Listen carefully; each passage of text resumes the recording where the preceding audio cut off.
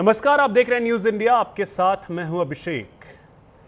आज की सबसे बड़ी सियासी गुत्थी है, कौन बनेगा बिहार का अगला मुख्यमंत्री। क्या इस बार सच में पहली बार बिहार की कमान सीधे बीजेपी के हाथ में जाएगी, या फिर अभी भी खेल में हैं पुराने समीकरण और नए समझौते। सवाल सिर्फ इतना नहीं कि मुख्यमंत्री कौन होगा। सूत्र कह रहे हैं कि बीजेपी के पास है एक सीक्रेट पर्ची, एक ऐसा नाम जिस पर अभी पर्दा डाला गया है।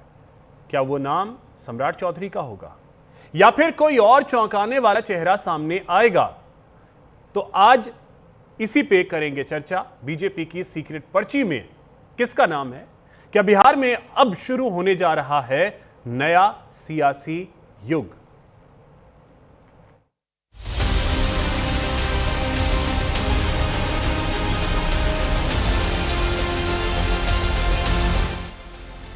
बिहार सीएम पर सीक्रेट पर्ची तैयार। क्या पहली बार बिहार की कमान बीजेपी के हाथ में जाने वाली है? सियासी गलियारों में एक ही चर्चा है, अब की बार सीएम बीजेपी का। बीजेपी ने विधायक दल के नेता के चुनाव को लेकर के केंद्रीय मंत्री शिवराज सिंह चौहान को पर्यवेक्षक नियुक्त किया। विधायक दल की बैठक के बाद शिवराज सिंह चौहान ही नए सीएम का ऐलान करेंगे। जिम्मेदारी है, मैं तो कार्यकर्ता हूँ। कार्यकर्ता के नाते जो भी काम मिलता है उसको पूरी ईमानदारी और प्रामाणिकता के साथ करना, ये मेरा कर्तव्य है। तो जो भी दायित्व पार्टी देती है 14 को। इधर खबर है कि सम्राट चौधरी के नाम पर बीजेपी में सहमति बन गई है। ऐसा इसलिए कह रहे हैं क्योंकि डिप्टी सीएम सम्राट चौधरी सुबह मुख्यमंत्री आवास पर नीतीश कुमार से मिलने पहुंचे थे। उन्हें पार्टी का मजबूत ओबीसी चेहरा माना जाता है और संगठन में उनकी पकड़ भी मजबूत है। सबसे रायशुमारी की जा रही है। विनोद तावड़े ने शुक्रवार को दोनों डिप्टी सीएम सम्राट चौधरी और विजय सिन्हा से भी मुलाकात की थी। उसके बाद केंद्रीय गृह मंत्री नित्यानंद राय से मुलाकात की। बिहार बीजेपी अध्यक्ष संजय सरावगी समेत कई प्रमुख नेताओं से भी राय ली गई। हर पहलू पर चर्चा हुई, लेकिन दिल्ली से आने वाली सीक्रेट पर्ची पर सभी की नजरें टिकी हुई हैं। सारे समय पर हो जाएंगे। माननीय मुख्यमंत्री जी ने राज्यसभा का शपथ ले लिया है। अब भारतीय जनता पार्टी के एनडीए के नेता, उसमें माननीय मुख्यमंत्री जी भी है, सब लोग मिलकर समय पर सारा काम हम लोग करें। नीतीश कुमार जी स्वेच्छा से पद त्यागा है, कहीं से कोई दबाव नहीं है। ये तेजस्वी यादव जी का कलेजा फट रहा है, क्योंकि भारतीय जनता पार्टी आएगी और कभी जो भलाई नहीं किए करने वाले जो सरकार थी, नीतीश कुमार जी और मोदी जी के नेतृत्व में वो काम किया है, उसको आगे बढ़ाने का काम करेंगे। मुख्यमंत्री कौन बनेंगे? मुख्यमंत्री बनेगा हमारे नेतृत्व तय करेंगे, जो एनडीए के नेतृत्व। इधर जेडीयू कार्यकर्ताओं ने नीतीश कुमार के बेटे निशांत कुमार के समर्थन में पटना में पोस्टर लगाए। पोस्टरों पर लिखा था, बिहार का अगला मुख्यमंत्री। जेडीयू चाहती है कि नीतीश कुमार की जगह कमान उनके बेटे निशांत कुमार संभाले, लेकिन ये राह भी अभी मुश्किल दिखाई दे रही है। पर आरजेडी नेता तेजस्वी ने तंज कसा कि हम बोले थे भाजपा नीतीश जी को रहने नहीं देगी, देखिए जा रहे दिल्ली। अब रिमोट से बिहार सरकार चलेगी। भैया कौन बनेगा, कैसे बनेगा, बस एक ही दो लोगों को तय करना है। इसमें दिमाग क्यों लगाना है आप लोगों को? जो दो लोग चाहेंगे वही होना है। दिल्ली से सरकार चल रही है, रिमोट से सरकार चल रही है, और जो भी बनेगा जनता का उसको मैंडेट थोड़ी है। जो दिल्ली से तय होगा, जो दो लोग तय करते हैं वही होना है। बिहार की सियासत इस समय बेहद अहम मोड़ पर खड़ी है। सूत्रों के मुताबिक मुख्यमंत्री नीतीश कुमार 14 तारीख तक इस्तीफा दे सकते हैं, जिसके बाद राज्य में सत्ता परिवर्तन लगभग तय माना जा रहा है। सवाल ये, क्या बीजेपी अन्य राज्यों की तरह बिहार में भी चौंकाने वाला फैसला करेगी या सम्राट के सिर पगड़ी बंधेगी? इस पर अब भी सस्पेंस बरकरार है। तो अब देखिए, सबसे बड़ा सवाल यही है कि अगला मुख्यमंत्री होगा कौन। इस पे चर्चा करेंगे। हमारे साथ रास बिहारी जी जुड़ रहे हैं, सीनियर जर्नलिस्ट हैं। रास बिहारी जी, बहुत स्वागत आपका न्यूज इंडिया पर। सर, सबसे पहले तो यही समझना चाहेंगे कि क्या इस बार लग रहा है कि पूरी तरीके से सत्ता बीजेपी के हाथ में, पहली बार इतिहास में बिहार की जो सत्ता है वो बीजेपी के हाथ में आ रही है? और ये तो तय है कि मुख्यमंत्री बिहार में पहली बार बीजेपी का बनेगा, और जैसा आप कह रहे हैं कि कौन बनेगा, ये सबसे बड़ा सवाल है कि ना कोई नेता बताने को तैयार है, उसे पता भी नहीं है कि कौन होगा, क्योंकि वहाँ पर सिर्फ शिवराज सिंह चौहान को केंद्रीय पर्यवेक्षक के तौर पे जाएंगे, विधायकों के साथ बैठक करेंगे और जेब से एक पर्ची निकालेंगे, वो पर्ची पढ़ी जाएगी, उस पर नाम लिखा होगा, बिल्कुल। और सबको उस पर ही हाँ हाँ करना होगा। और लेकिन अभी बहुत सारे लोग आकलन लगा रहे हैं, बहुत सारे लोग ये भी, कुछ लोगों के नाम चले, फिर कुछ लोगों के नाम खत्म भी हो गए।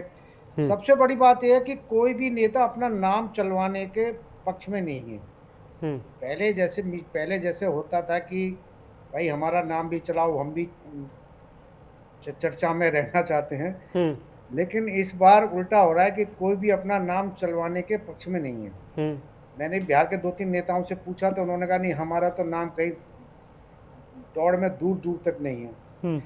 तो ये सबकी स्थिति है, कोई बड़ा नेता भी नहीं चाहता है कि उसका नाम। उसमें तो विजय सिन्हा भी कह रहे हैं कि नहीं, मैं भी कहीं रेस वेस में नहीं हूँ। सभी कह रहे हैं। सम्राट चौधरी ने खुद, सम्राट चौधरी का जो नाम सबसे ऊपर था, उन्होंने भी खुद कहा है कि मैं भी रेस में नहीं हूँ, आला कमान को तय करना है। इसी तरह से कई सारे नाम आए हैं, और बताओ, अगड़ों से भी आए, पिछड़ों से भी आए, दलित से भी आए, महादलित से भी आए, लेकिन कोई भी ये गारंटी देने को तैयार नहीं है कि कौन बनेगा। लेकिन ये इतना तो तय है कि नाम तय है। शिवराज सिंह चौहान के जाने से पहले ही भाजपा आला कमान ने अपनी पूरी तैयारी कर ली है, लोगों से बातचीत कर ली है, नेताओं की राय ले ली है, और आखिर में आला कमान की राय सबके सामने आएगी।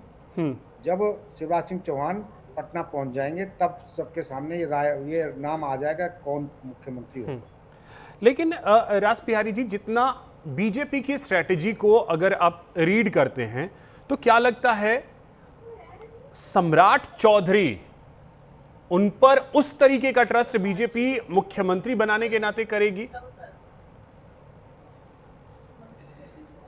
देखिए, सम्राट चौधरी भी उसी, क्योंकि बिहार में जातिगत समीकरण बहुत देखे जाते हैं।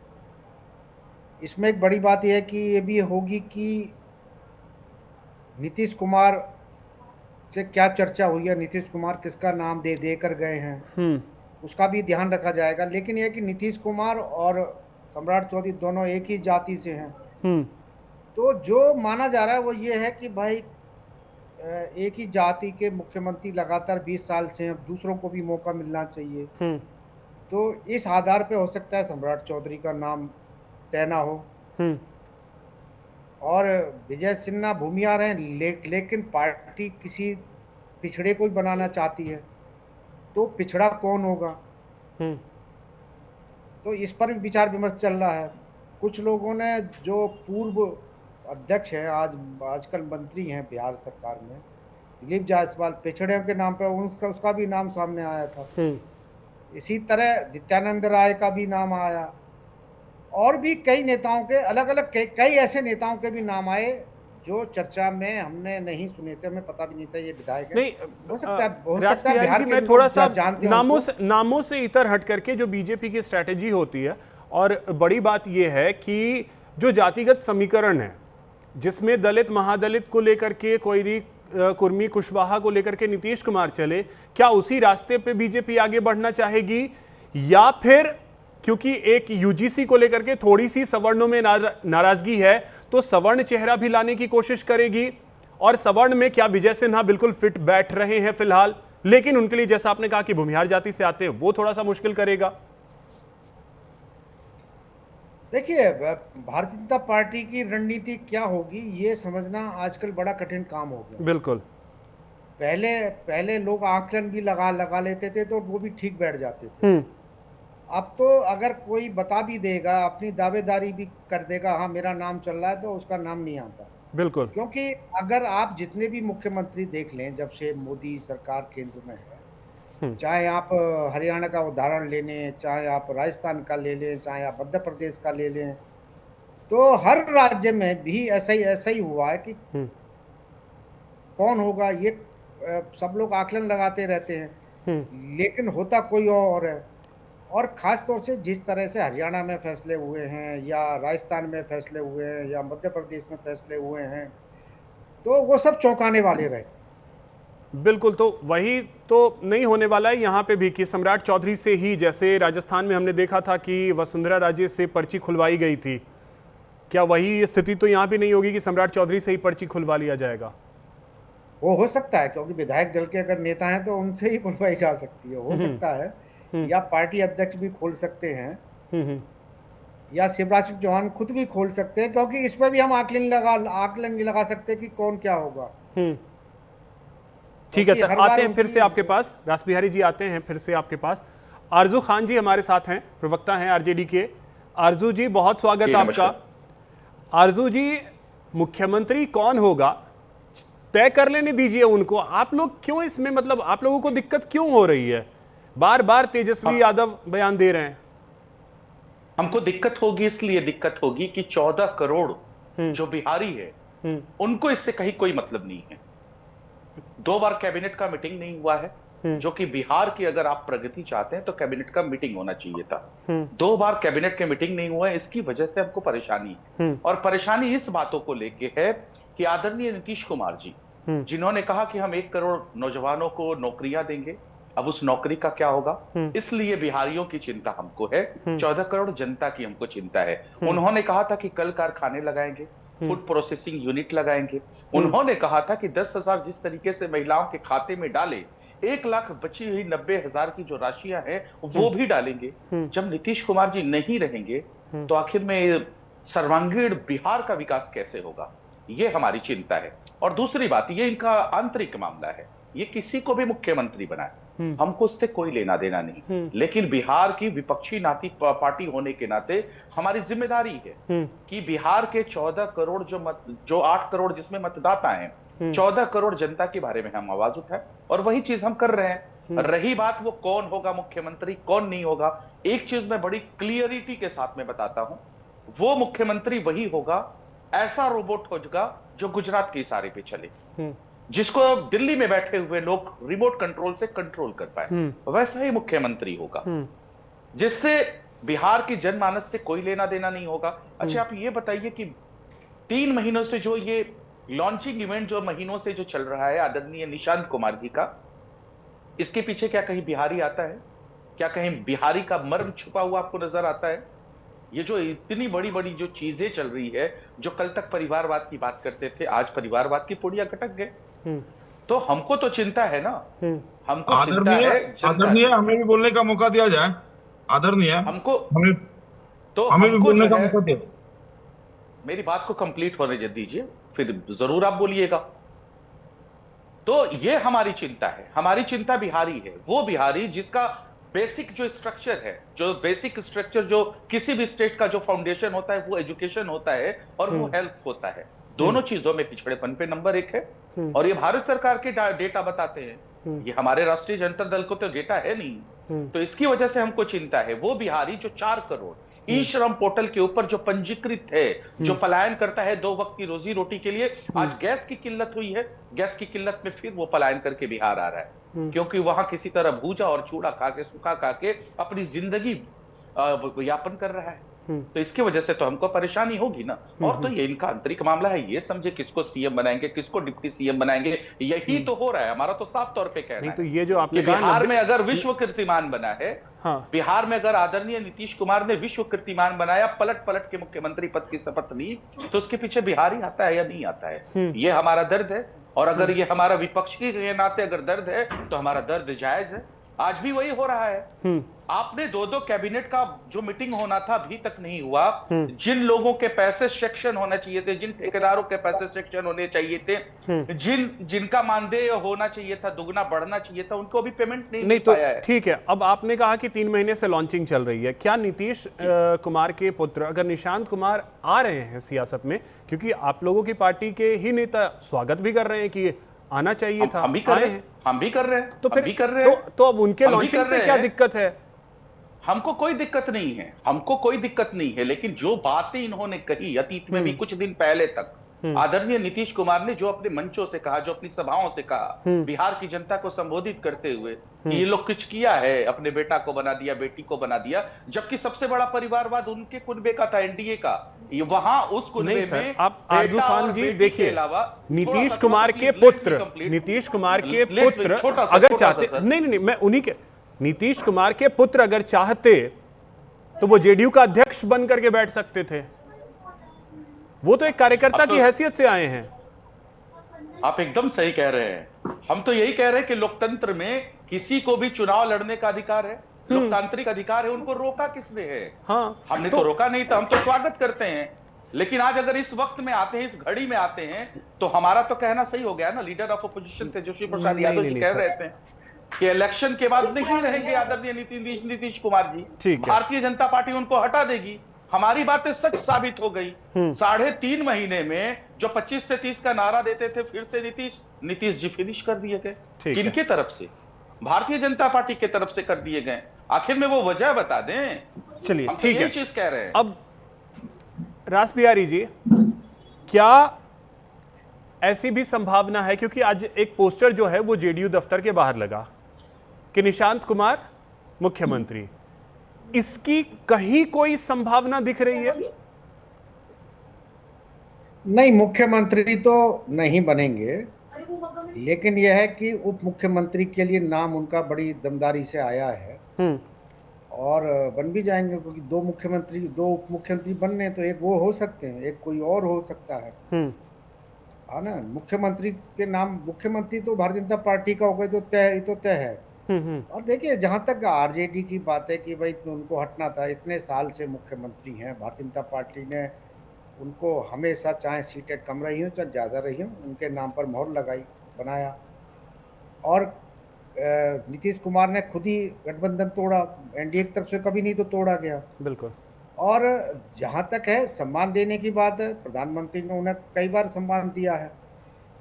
हाँ, आरजेडी को ये जरूर कि भाई उनके चचा उनके साथ नहीं रहे, लेकिन यह है कि नीतीश कुमार की, देखिए एक बात ये भी है कि इतने दिन से उनके बेटे को राजनीति में लाने के लिए जदयू के नेता कोशिश कर रहे हैं। बिल्कुल। लेकिन मुझे लगता है बड़ी सोच समझ के लाए हैं, बड़ी सोच समझ के वो ऐसे मौके पे लाए हैं कि जब नीतीश कुमार ने खुद दिल्ली जाने की इच्छा की, उनका कहना था कि भाई मैं कभी राज्यसभा का मेंबर नहीं बना हूँ, मैं मेंबर बनना चाहता हूँ। और देखिए, इस तरह की भी बात थी कि ये विधानसभा चुनाव से पहले ही तय हो गया था कि विधानसभा चुनाव नीतीश कुमार के नाम पे लड़ा जाएगा और उसके बाद में उनके बेटे की लॉन्चिंग होगी और वो खुद दिल्ली से राजनीति जारी रखेंगे। तो वही हुआ है। अब ठीक है, इसमें आरजेडी को तो परेशानी, अब जो भी भारतीय जनता पार्टी या जदयू में होगा तो आरजेडी को तो इसमें परेशानी होनी, उन्हें तो विपक्षी भूमिका भी निभानी है ना। बिल्कुल। लेकिन क्या अब ये भी होगा कि जो पिछले 10-12 सालों में चीजें हुई हैं कि 2 साल जेडीयू आरजेडी के साथ सरकार चलाई, 2 साल फिर बीजेपी के साथ, 2 साल फिर जेडीयू आरजेडी के साथ, फिर 2 साल बीजेपी के साथ, उसकी गुंजाइश अब आगे बिल्कुल खत्म हो जाएगी, ये दर्द भी होगा। देखिए, जब तक नीतीश कुमार है मुझे लगता है अब पलटी नहीं मारी जाएगी। अब जब तक नीतीश कुमार फैसला लेते रहेंगे तब तक तो ये पलटी नहीं मारी जाएगी। लेकिन उसके बाद क्या होगा, कहना बिहार की राजनीति में। ठीक है रास बिहारी जी। राकेश पोद्दार जी, आपको आवाज मिल रही है? जी, आपकी आवाज आ रही है, अच्छी आवाज आ रही है। फ्रेम लंबे वक्त बाद आपका आया, इस वजह से आप तक नहीं आ पा रहा था। अब आप बोलिए, ठीक है। और बड़ा सवाल यही है कि चेहरा सामने लाने में जितना सस्पेंस बीजेपी दिखाती है, मतलब धुरंधर 2 भी उसके सामने मुझे तो फेल लगता है। कितना सस्पेंस। देखिए, बिहार के अंदर एनडीए की ही सरकार बनेगी, एनडीए के मुख्यमंत्री होंगे, नंबर 1। नंबर 2 भाजपा के कहिए, आदरणीय भाई साहब आप बोल रहे थे, मैं आधा घंटा से सुन रहा था, और आप अपनी गरिमा को बनाए रखें तो बहुत अच्छा रहेगा, क्योंकि जनता आपको नकार चुकी है। इसलिए जनता ने नहीं, आपके मशीन तंत्र ने। आरजू जी प्रमोशन कर दिया। प्लीज आरजू जी, ज्ञानेश कुमार का आरजू जी प्रमोशन किया चुनाव के बाद। आरजू जी प्लीज, आरजू जी देखिए, राकेश जी पहले आप ये गलतफहमी को दूर कर लीजिए। ठीक है आरजू जी प्लीज बोलने दीजिए। राकेश जी बोलिए। रही बात, आपका सवाल बिल्कुल जायज बनता है। हमारे पास जितने भी मंडल अध्यक्ष हैं वो मुख्यमंत्री के दावेदार होते हैं। हमारी बहुत बड़ा परिवार है। बिहार के अंदर 1 करोड़ सदस्य है भारतीय जनता पार्टी का। 1 करोड़ में एक मुख्यमंत्री बनाना है एनडीए का, इसलिए समय लगता है, लेकिन हम देर आएंगे दुरुस्त आएंगे। रही बात, इन्होंने कहा था कि कैबिनेट की बैठक नहीं हुई, आपके चैनल पे गुमराह कर रहे थे। इनको नहीं पता था कि भाजपा का प्रवक्ता पीछे से सुन रहा है। पिछले ही समय में कैबिनेट की बैठक मंगलवार को हुई, दूसरी बैठक कल होने जा रही है। क्लियर? और रही बात, कोरा झूठ बोल रहे हैं, मुझे आपत्ति इस बात। आरजू जी आप कितना पढ़े हैं? मंगलवार को होने जा रही है, ये हमको पता है, और वो इसलिए होने जा रही है कि आपके सरकार का गठन हो रहा है। अभी देखिए, मैं कैबिनेट का नहीं बैठक हुई भाई है। साहब 14 करोड़ जनता के हित में कोई बैठक नहीं हुई है। आप झूठ फैलाते हैं, झूठ से आपका चोली दामन का साथ है। झूठ बोलना भारतीय जनता पार्टी की फितरत में शुमार है। आरजू जी अपने टर्म में बोल लीजिएगा प्लीज, अपने टर्म में। रही बात बिहार की विकास की बात कर रहे हैं, एक दोहा कहना चाहता हूं, राम गए रावण गए, गयो जाका सारा परिवार। रावण करिए धर्म के नाम पे। बताइए भारत सरकार के कौन से डाटे में अग्रीड है? भारत सरकार का डेटा रखिए जिसमें केंद्र सरकार बैठी हुई भारतीय जनता पार्टी। बता दीजिए, एक कोई नाम बता दीजिए, मैं चुपचाप आपको सुन रहा हूं। बताइए आरजू जी होल्ड ऑन। में किस चीजों में आप अग्रीड है, बता दीजिए। माननीय, मैं निवेदन करता हूं कि डिबेट को खराब ना करें।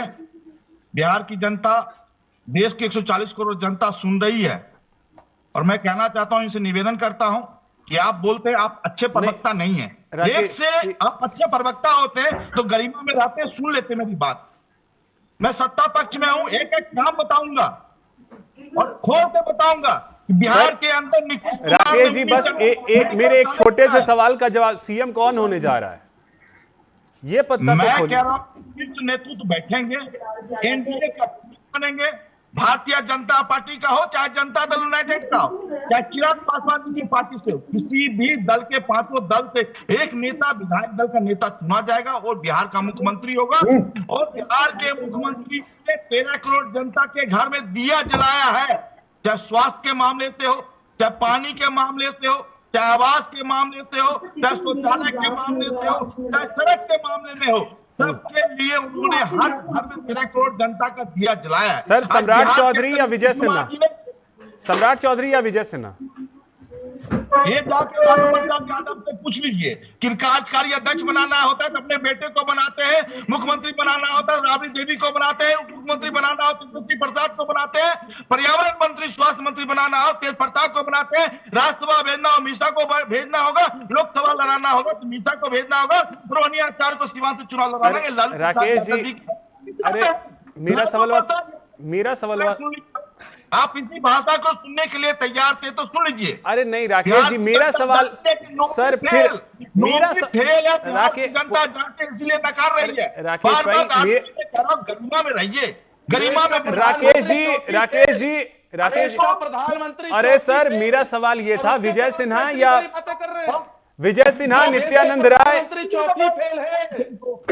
विजय सिन्हा की डिग्री पता है? सम्राट चौधरी जो एफिडेविट कहते हैं, फिर वही। आरजू जी प्लीज सर्टिफिकेट्स पे मत जाइए। आरजू जी पढ़ा, चौथी फेल प्रधानमंत्री के प्रवक्ता, इतनी बड़ी फिर वही दिक्कत है। आरजू जी समस्या यही है। प्रधानमंत्री का नहीं हो पाया डिग्री, ये बात करेंगे हमसे, आरजू जी डिग्री इस पे क्यों जाते हैं सर? डिग्री में बुरी तरीके से फिर आप ही फंस जाते हैं, दिक्कत ये समझते नहीं है। प्रधानमंत्री चौथी अरे सर कहने वाले डिप्टी सीएम सम्राट चौधरी के प्रवक्ता ऐसी बात करेंगे? विजय सिन्हा के आरजू जी जो डबल डिप्टी सीएम है, बात करिए। चौथी फेल प्रधानमंत्री के प्रवक्ता, चौथी फेल प्रधानमंत्री के प्रवक्ता, चौथी फेल प्रधानमंत्री के प्रवक्ता, चौथी फेल प्रधानमंत्री के प्रवक्ता, जिनका अरे आपको सार्वजनिक नहीं हो पाया। देश के हाथों औकात में रहो, आप औकात में रहो, ये किसी के बात का नहीं अच्छा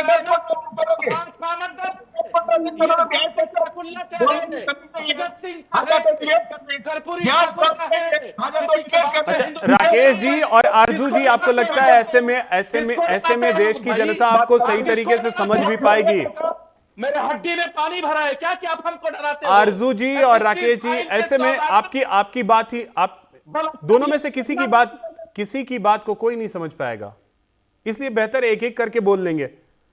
डिग्री की बात आपने समय दिया, मैं 20 मिनट इंतजार किया और मैं विषय पे बोलने वाला व्यक्ति हूं, मैं विषय से हटकर बोलने वाला नहीं हूं। तो मेरा विषय से संबंधित ही मेरा सवाल है। अगर नहीं सुनना चाहते तो ना सुने। नहीं राकेश जी, मेरा विषय से संबंधित ही सवाल है। सम्राट चौधरी, विजय सिन्हा, नित्यानंद राय, श्रेयसी सिंह, कौन? देखिए, मैंने आपसे बार बार कहा कि बिहार के अंदर हमारे मंडल अध्यक्ष भी मुख्यमंत्री के दावेदार होते। आपने देखा, रेखा गुप्ता को हमने बनाया, भजनलाल शर्मा को बनाया, मनोहर यादव को, मोहन यादव को हम लोगों ने बनाने का काम किया, छत्तीसगढ़ में एक शाहजी को बनाने का काम किया। एक मंडल अध्यक्ष भी हमारे यहाँ मुख्यमंत्री होते हैं। और कैबिनेट की बैठक तो हुई सर, आप लोग पार्टी के कार्यकर्ता हैं, कुछ तो भनक होती है, कुछ तो पता चलता होगा सर, कुछ तो पता चलता। अरे देखिए, मैं आपसे निवेदन कर रहा हूं बार बार, हमारी पार्टी की गरिमा है, हमारी पार्टी में एक लोकतांत्रिक तरीके हैं। मतलब राकेश जी, मतलब पता है सामने मैं बैठा हूं, कल कहां पहुंच जाऊंगा? नाम खोल देते सर, हम लोग ब्रेकिंग चलाते कुछ भी। पार्टियों में नहीं है, ये हमारी पार्टी में है कि कौन व्यक्ति कहां बैठेगा, का काम है। कल जनता दल यूनाइटेड एनडीए की गठबंधन की बैठक। ठीक है राकेश जी, आप नाम नहीं खोलेंगे। 10 सेकंड में जल्दी से आरजू जी, 10 सेकंड में जल्दी से आरजू जी। देखिए, इनकी मजबूरी इनको पता कैसे होगा? 2 गुजराती चलाते हैं इस देश को और गुजरात से प्रमोट करते हैं, इनको क्या पता होगा? ठीक, राकेश जी इनको क्या भनक लगेगी?